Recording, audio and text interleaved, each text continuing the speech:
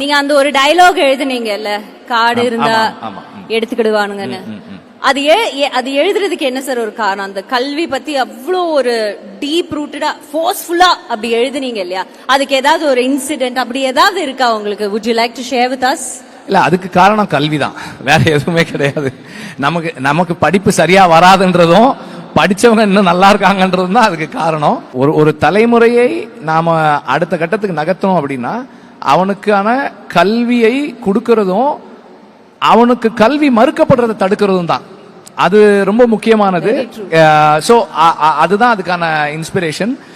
அப்புறம் அது ஒன்றும் அப்படி ஒன்றும் ஒரு யாரும் சொல்லாத வசனம் கிடையாது, ஒரு பெரிய விஷயமும் இல்லை அது. ஏன்னா இப்போ நடைமுறையில அதை படுத்துறவங்க இருக்கும்போது அதை சும்மா வசனமா பேசுனது ஒன்றும் பெருமை கிடையாது. அதனால thank you sir, thank you so much. Thank you and thanks a lot for having me here. And இங்க ஒவ்வொருத்தருடைய சக்சஸ் ஸ்டோரி பார்க்கும்போதும் எனக்கு ரொம்ப டச்சிங்கா இருந்தது. நம்மளும் இது மாதிரி ஏதாவது செய்யணும், இன்னும் நம்மளால முடிஞ்ச அளவுக்கு ஏதாவது கான்ட்ரிபியூட் பண்ணணுன்ற இன்ஸ்பிரேஷன் எனக்கு வந்திருக்கு. Thank you all, thank you very much.